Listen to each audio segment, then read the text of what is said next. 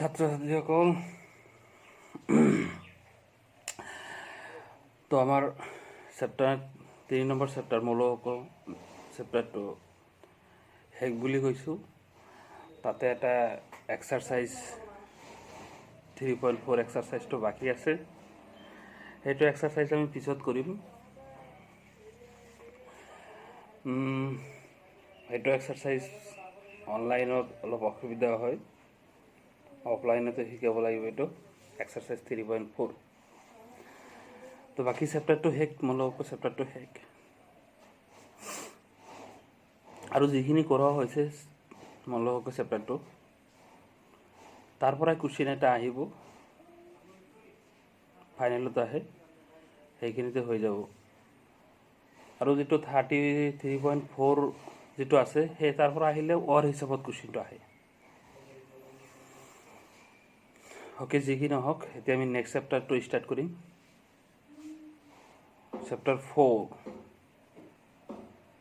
Chapter 4 ডিটাৰমাইনেণ্টছ, নিৰ্ণায়ক chapter. তাতে marks আছে তোমাৰ 8 মাৰ্কছ বহুত। দুটা শৰ্ট কুৱেশ্যন 1+1 আৰু এটা বৰ্ড কুৱেশ্যন 6 মাৰ্কছৰ আহে। গতিকে বহুত ইম্পৰ্টেণ্ট চেপ্টাৰ। ইয়াতে এক্সাৰচাইজ তোমাৰ ভালেকেইটা আছে, এক্সাৰচাইজ 6টা এক্সাৰচাইজ আছে। কিছুমান এক্সাৰচাইজ একদম সৰু সৰু, বহুত ইজি এক্সাৰচাইজ, মানে ধৰা তাতে কনচেপ্টৰ কাৰণে কিছুমান এক্সাৰচাইজ আছে। কুৱেশ্যন আহিলে তোমাৰ দুটা এক্সাৰচাইজৰ পৰা কুৱেশ্যন মেক্সিমাম আহে। সেইটো হ'ল 4.2 আৰু 4.6। 4.2 আৰু 4.6ৰ পৰা। যি কি নহওক, আমি বাকী এক্সাৰচাইজ জানিলেহে 4.2 আৰু 4.6 শিকিব পাৰিম। তো এতিয়া আৰম্ভ কৰিছোঁ ডিটাৰমাইনেণ্টছ, নিৰ্ণায়ক। মেট্ৰিক্সৰ পৰা আহিব। ডিটাৰমাইনেণ্টছ যিটো নিৰ্ণায়কটো মেট্ৰিক্সৰ পৰা আহে। মেট্ৰিক্সটো কি আছিলে? কিছুমান নাম্বাৰছৰ এটা এৰেঞ্জমেণ্ট আছিলে। আৰু নিৰ্ণায়ক ডিটাৰমাইনেণ্টছটো কি?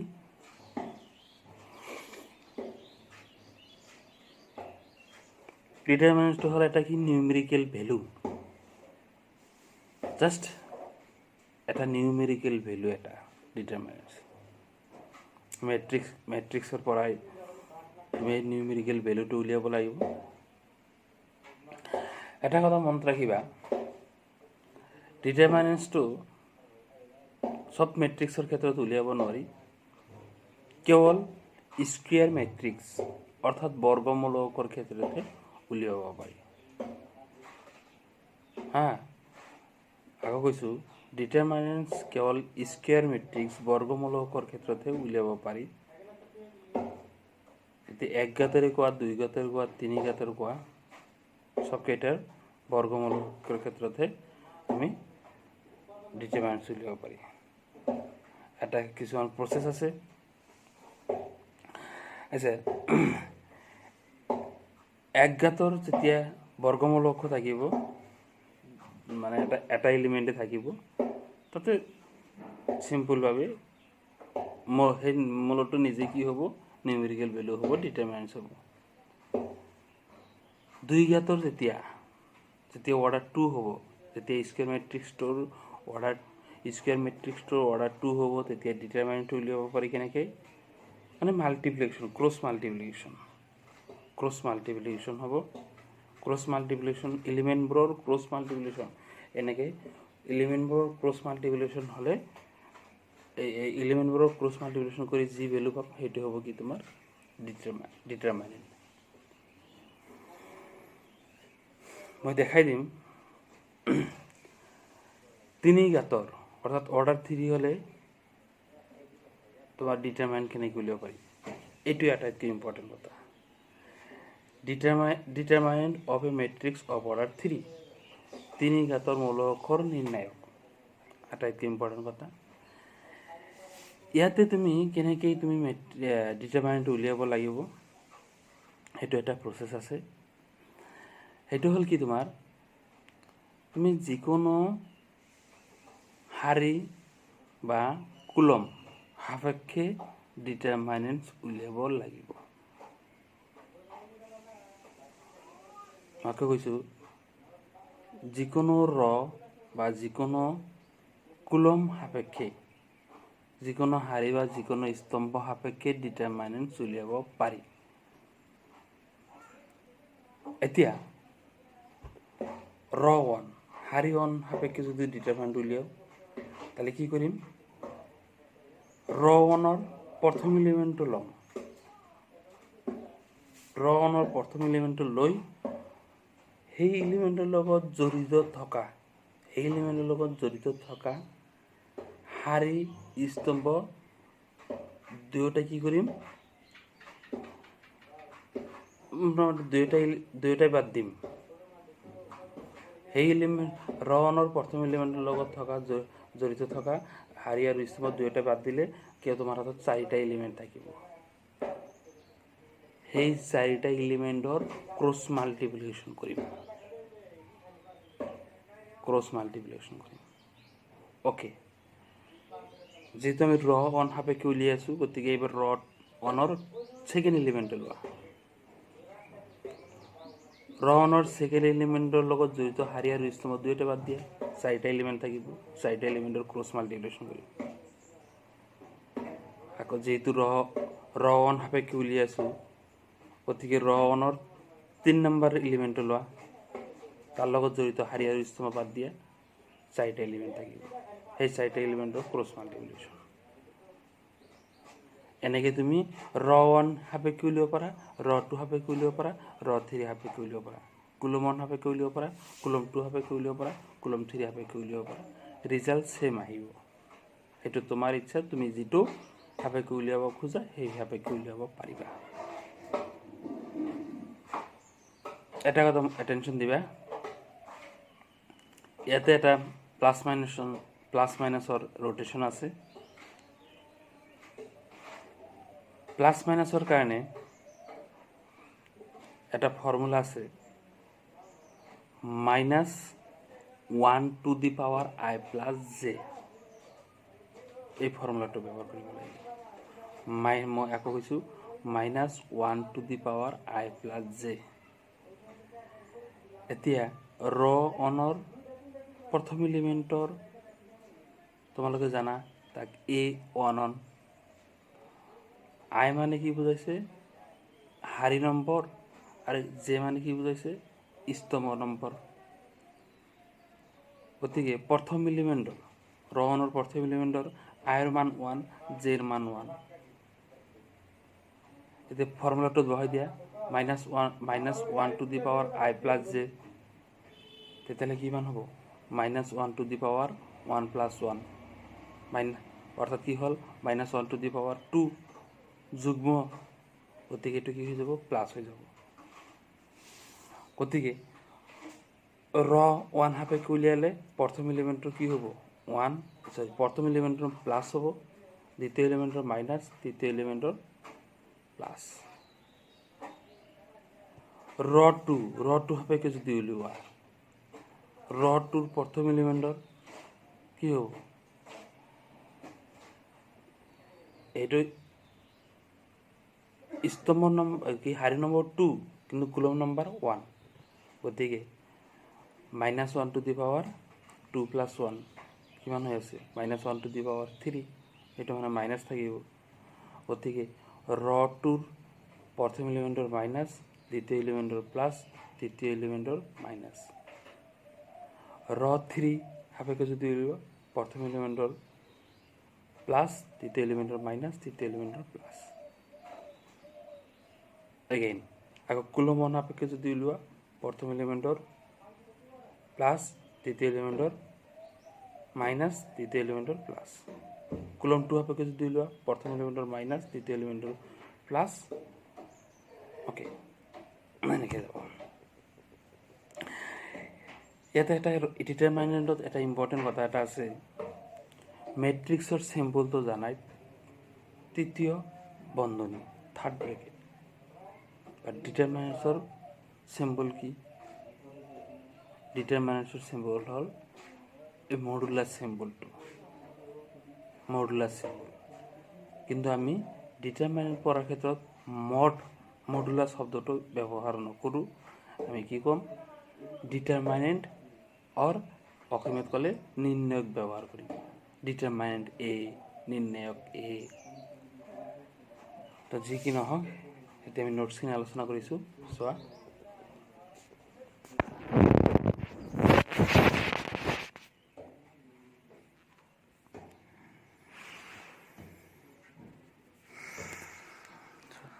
ডিটাৰমিনেণ্ট এ, ডিটাৰমিনেণ্ট ইয়াৰ তোমাৰ কি আছে? সংজ্ঞাটো আছে কি? যদি capital A is equal to A B C D, এইটো এটা কি মেট্ৰিক্স, থাৰ্ড ব্ৰেকেট আছে মেট্ৰিক্স, তেনেহ'লে এ নিৰ্ণায়কটো হ'ব, এই মড চিম্বল ব্যৱহাৰ কৰা হৈছে। মড, এইটো মড পঢ়া নহয়, পঢ়া হ'ব নিৰ্ণায়ক এ, ডিটাৰমিনেণ্ট এ। ডিটাৰমিনেণ্ট এ মড চিম্বল ব্যৱহাৰ কৰা হৈছে। এইটো মেট্ৰিক্স চিম্বল আছিলে, মেট্ৰিক্স চিম্বলৰ পৰা কি আহিল? ডিটাৰমিনেণ্ট চিম্বল আহিল, এ বি চি ডি। লিখাটো তুমি এনেকৈ লিখিব পাৰিবা, ডিটাৰমিনেণ্ট এ বুলি লিখিব পাৰিবা, বা ডিটাৰমিনেণ্ট এ, যিকোনো দুটাৰ যিকোনো এটা লিখিব পাৰিবা, দুটাৰ যিকোনো এটা। মেট্ৰিক্স চিম্বল আছিলে, ডিটাৰমিনেণ্ট চিম্বল ব্যৱহাৰ কৰিলোঁ। Okay,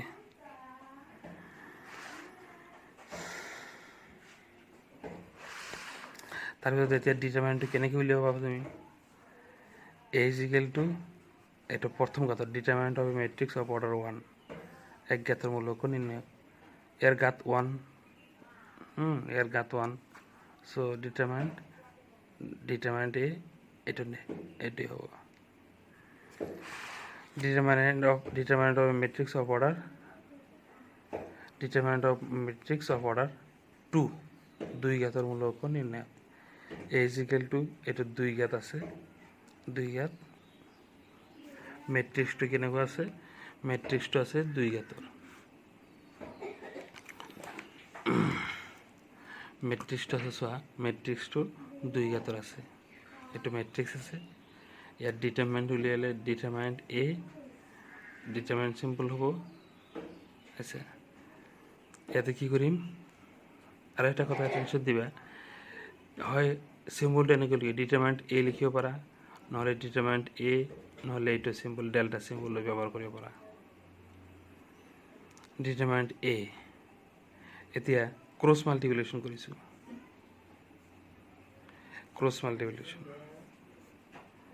A11 into A22 minus, মাজত মাইনাছ চিম্বল ব্যৱহাৰ হয়, মাজত মাইনাছ A21 ইনটু A12, এইটো দুই ঘাতৰ কাৰণে। এটা এক্সাম্পলো দিছোঁ, ইভালুৱেট 2 4 minus 1 2, তো 2 4 minus 1 2 ইভালুৱেট কৰিলে 2 ইনটু 2 মাইনাছ, মাজত মাইনাছ চিম্বল ব্যৱহাৰ হ'ব, 4 ইনটু মাইনাছ 1, গতিকে 4 প্লাছ 4 8।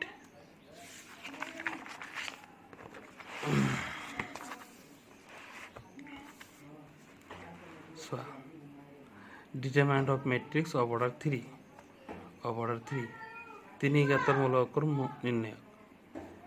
ডিটাৰমিনেণ্ট এ, তিনি ঘাতৰ মূলক কৰিছোঁ, A11 কিয় লোৱা হৈছে? 1টো হ'ল কি? প্ৰথম শাৰী, A21 প্ৰথম স্তম্ভ, প্ৰথম শাৰী দ্বিতীয় স্তম্ভ, প্ৰথম শাৰী তৃতীয় স্তম্ভ, দ্বিতীয় শাৰী প্ৰথম স্তম্ভ, দ্বিতীয় শাৰী দ্বিতীয় স্তম্ভ, দ্বিতীয় শাৰী তৃতীয় স্তম্ভ। 3 1 তৃতীয় শাৰী প্ৰথম স্তম্ভ, তৃতীয় শাৰী দ্বিতীয় স্তম্ভ, তৃতীয় শাৰী তৃতীয় স্তম্ভ, এনেকৈ 3 ঘাতৰ মূলক লোৱা হৈছে। আমি কি কৰিম? এক্সটেনশ্যন এলং ফাৰ্ষ্ট ৰ, প্ৰথম শাৰী আৰোহণ সাপেক্ষে প্ৰসাৰণ, আমি প্ৰথম শাৰী সাপেক্ষে প্ৰসাৰণ কৰিম, প্ৰথম শাৰী সাপেক্ষে। চোৱা, এটেনশ্যন দিবা, এইটো মাইনাছ প্লাছ কেইটা আমি পিছত বুজাই আছোঁ, এই মাইনাছ এইকেইটা পিছত বুজাই আছোঁ। আগত কেনেকৈ প্ৰসাৰণ কৰিছোঁ সেইটো কৈ আছোঁ, এইকেইটা পিছত মাইনাছৰ এইকেইটা পিছত বুজাই আছোঁ। প্ৰসাৰণটো কেনেকৈ কৰিছোঁ চোৱা, আমি কি কৰিছোঁ? এক্সটেনশ্যন এলং ফাৰ্ষ্ট ৰ, আৰোহণ সাপেক্ষে উলিয়াইছোঁ, আৰন মানে কোনটো এইটো আৰণত কি এলিমেণ্ট আছে A1 আছে A12 আছে A13 আছে আৰণত তো আৰণৰ প্ৰথম এলিমেণ্ট কি আছে A1 সো A1 লৈছোঁ আৰণৰ প্ৰথম এলিমেণ্ট A1 লৈছোঁ এতিয়া চোৱা A1 লগত জড়িত হাৰি আৰু স্তম্ভ দুয়োটাই বাদ A1 লগত হাৰি আৰু স্তম্ভ বাদ দিলে কোনটো বাদ যাব এইটো বাদ যাব কেইটা এলিমেণ্ট থাকিব চাৰিটা এলিমেণ্ট এই চাৰিটা element A22 A23 A32 A33 চাৰিটা এলিমেণ্ট থাকিব এই চাৰিটা এলিমেণ্ট এনেকৈ লিখিম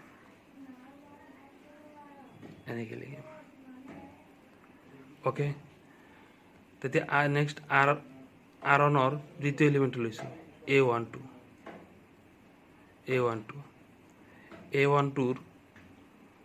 লগত জড়িত হাৰি আৰু স্তম্ভ দুয়োটা বাদ দিয়ে তেতিয়াহ'লে এইটো বাদ যাব চাৰিটা এলিমেণ্ট কি থাকিব A21 A23 A31 A33 তেতিয়াহ'লে চোৱা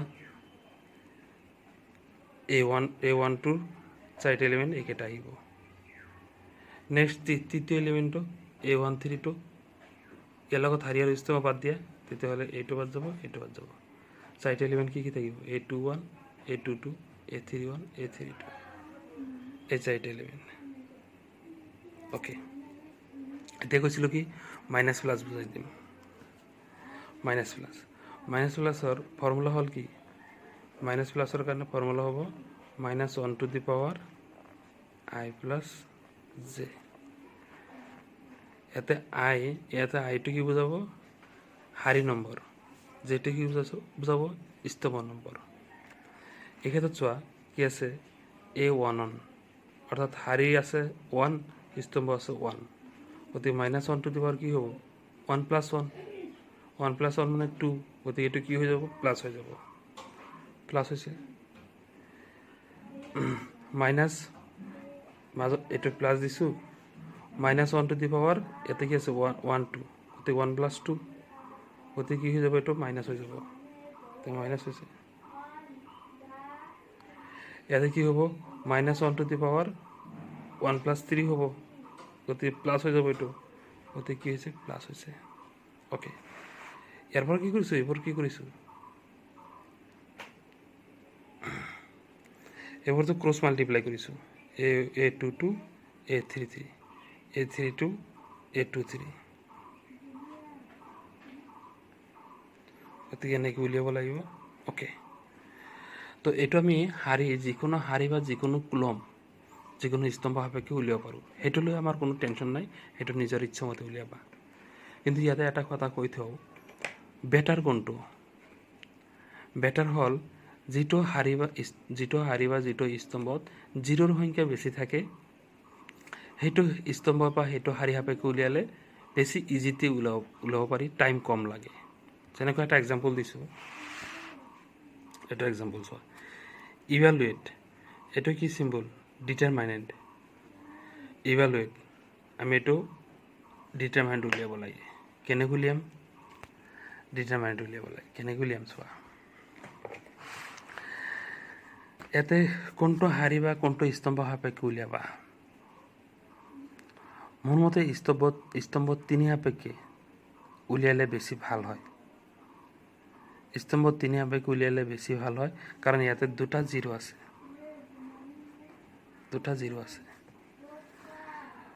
ওকে স্তম্ভত 3 সাপেক্ষে উলিওৱা যাওক স্তম্ভত 3 সাপেক্ষে উলিয়ালে প্ৰথম এলিমেণ্টটো কি আছে 4 গতিকে 4 ল'ম এতিয়া মাইনাছ হ'ব না প্লাছ হ'ব চোৱা 4ৰ স্তম্ভ নম্বৰ কিমান 4ৰ হাৰি নম্বৰ 1 স্তম্ভ নম্বৰ কিমান 3 1 প্লাছ 3 কৰিলে কিমান হয় যুগ্ম হ'লে প্লাছ হ'ব গতিকে এইটো প্লাছ আৰু এইটো যদি প্লাছ হয় তেতিয়াহ'লে ৰোটেশ্যন হিচাপত হ'ব প্লাছ মাইনাছ প্লাছ ওকে 4ৰ লগত জড়িত হাৰি আৰু স্তম্ভ বাদ দিয়া এলিমেণ্ট কি থাকিব -1 3 4 1 ওকে নেক্সট এলিমেণ্ট আছে 0 হাৰি আৰু স্তম্ভ বাদ দিয়া এইকেইটা থাকিলে ফাইনেল ৰিজাল্ট কিমান -52 অ'কে ইয়াতে এটা নোট এটা আছে নোটটো হ'ল যদি a = kb হয় য'ত a আৰু b টো কি মূলক হয় ঘাত কিমান হয় n ঘাত যদি হয় তেতিয়াহ'লে ডিটাৰমাইণ্ট a = k⁴n mod ডিটাৰমাইণ্ট b যেনেকুৱা কি আছে 3a ডিটাৰমাইণ্ট 3a এৰ ঘাত কিমান আছে এৰ ঘাত আছে 3 সো 3 টো বাহিৰত আহিব বাট কি হ'ব 3 কিউব 27a তো এখানে আছিল কি আমার ডিটারমাইনেন্ট বাকি নোটসখিনি এতিয়াই দি দিম ভিডিওটো চাই লোৱা আৰু এইটো 4.1 শেষ হ'ব 4.1 টো আজিৰ হোমৱৰ্ক হ'ব কমপ্লিট কৰিবা ঠিক আছে থ্যাংক ইউ